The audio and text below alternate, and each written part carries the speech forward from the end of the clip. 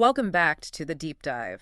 Today, we are undertaking a fascinating exploration of something that is, for many, inevitable, yet something we spend, well, a lot of time thinking about: wrinkles. Hmm. And while they are a natural part of the aging process, we found some pretty robust data that reveals just how much control we actually have. We really do. Control over when and, how severely these lines and creases decide to show up. That's the critical mission for this deep dive. We're going to try and cut through all the noise, the product marketing, and just extract the most crucial science-backed knowledge. Okay. We'll look at the symptoms, the causes, both biological and lifestyle, and then walk through the entire spectrum of what you can actually do about it. From what, sunscreen to stress management? Exactly. Mm. From the simple stuff to the high-tech procedures. Okay, let's unpack this with a foundational nugget. When we talk about wrinkles, what are we actually defining? We're talking about fine lines, deep creases, sagging skin. Right. It's all the visual evidence of the deterioration of two crucial components just beneath the surface: And those are... collagen and elastin. Think of collagen as the scaffolding. It provides the skin's essential structure and strength. the foundation. Exactly.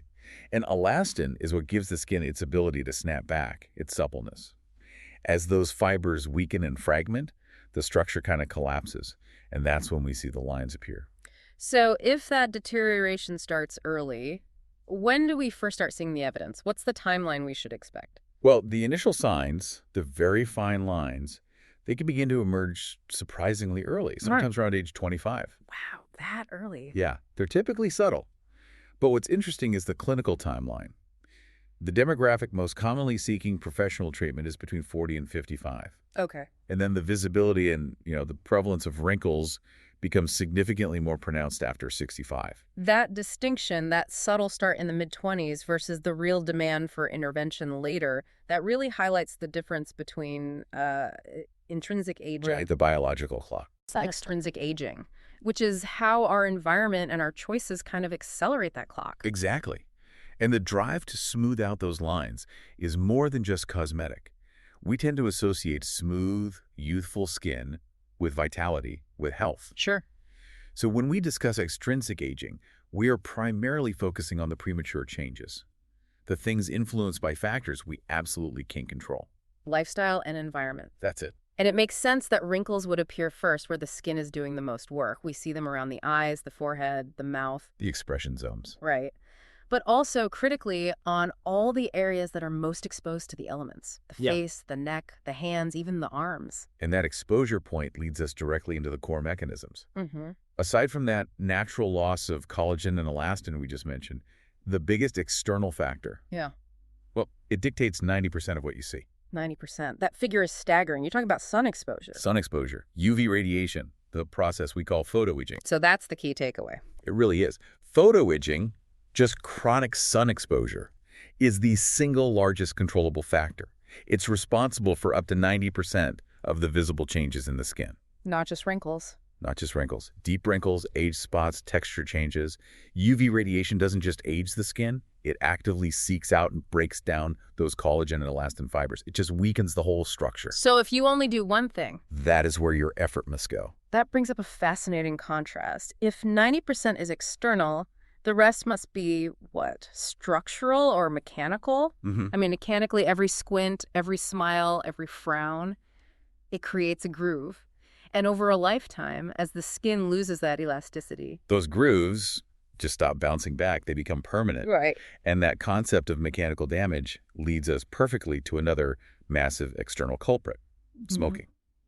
The sources offered a really deep dive into the dual damage smoking causes. Tell us about that. It's more than just the, the appearance. Oh, absolutely. First, it's chemical. Yeah. Toxins in tobacco actively interfere with blood flow. This deprives the skin of vital oxygen and key nutrients, vitamin A specifically. The second, and this is crucial, smoking actively inhibits the production of new collagen. So you're breaking down what you have and preventing any repairs. It's a complete structural siege. Yeah. And then there's the physical element of the habit itself. The puckering. Absolutely. Think about the repetitive facial motions, the constant puckering of the lips.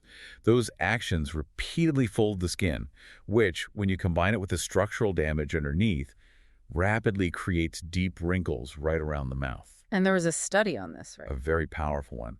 They looked at identical twins, and the smoking twin invariably displayed noticeably more and deeper wrinkles than the non-smoking twin.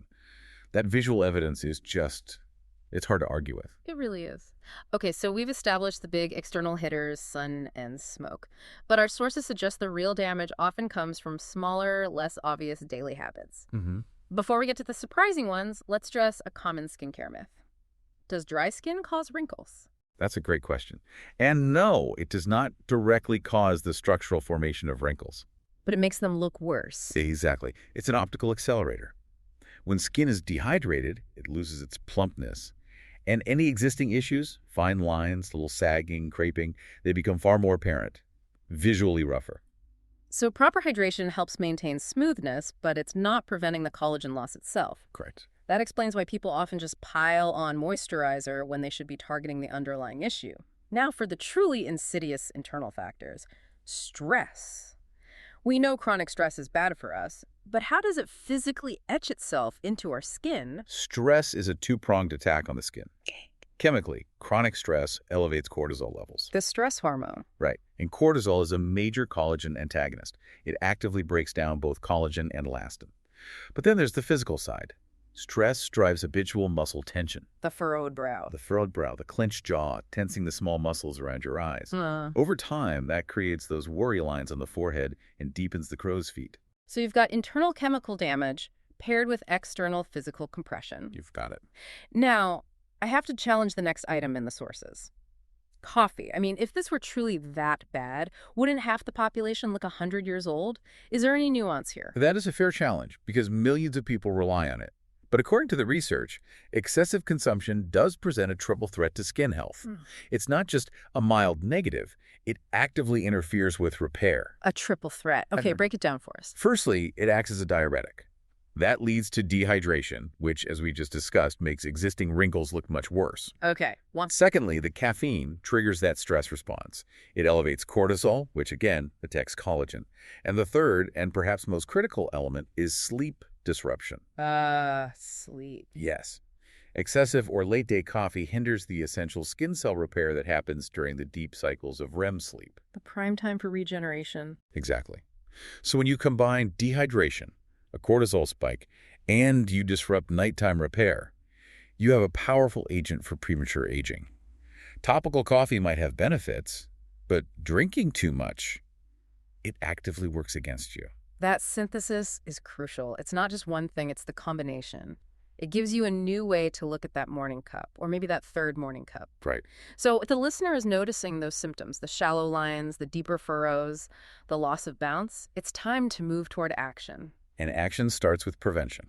Prevention is always the most cost-effective and powerful long-term solution. The sources identify 3 non-negotiable pillars of prevention. Pillar 1 is, no surprise, sun protection. This means daily application of broad-spectrum SPF 30 to 50.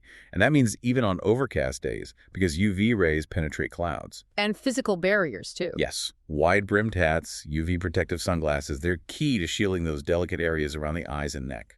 Pillar 2 is hydration. But this goes beyond just water, right? It does. We need to drink enough fluids, generally. But a 2017 study also suggested that lemon balm leaf extract, for instance, can enhance skin elasticity and help with tissue repair. Interesting. And pillar 3 is diet. This is where we focus on anti-inflammatory and antioxidant properties. Think green tea, olive oil, salmon for its omega-3s, avocados. These foods help fight the chemical damage from free radicals. We even have hard data connecting bad eating habits to visible aging, don't we? We do. A 2019 Dutch study showed a clear link. High intakes of red meat and unhealthy snacks correlated with greater wrinkle severity in women compared to diets rich in fruits. The message is just so clear. What you eat directly influences the structure of your skin. Once prevention is locked in, let's talk treatment. Starting with topical ingredients, what is the single most important thing the listener should look for? That would have to be the retinoids. They're vitamin A derivatives, and they are the most researched and effective topical treatments for aging. How do they work? They work by boosting collagen production and accelerating cell turnover. They basically force the skin to behave younger. And what's the difference between the strongest version and what you can just pick up at the drugstore? Well, prescription versions, like tretinoin, are the most potent. They work faster. Over-the-counter retinol is weaker, but it's still highly effective with consistent use, just with less potential for irritation. And beyond retinoids. Look for hyaluronic acid for deep plumping and hydration. Vitamin C is a powerful antioxidant for brightening. Peptides help signal cells to make more collagen, and AHAs, alpha-hydroxy acids, are great for gentle exfoliation. Speaking of vitamin C, we saw a specific example in the sources, a cream that used kakadu plum. Yes, which has 100 times the vitamin C of an orange. That's a serious antioxidant defense. It is. It really highlights that trend of high-potency ingredients. We also saw examples of serums combining hyaluronic acid with peptides, growth factors, plant extracts. It's a holistic approach. You're layering hydration, cellular signaling, and antioxidant protection all at once. Now, for those deeper furrows that topicals just can't touch, we turn to cosmetic procedures. Right, and these are powerful tools.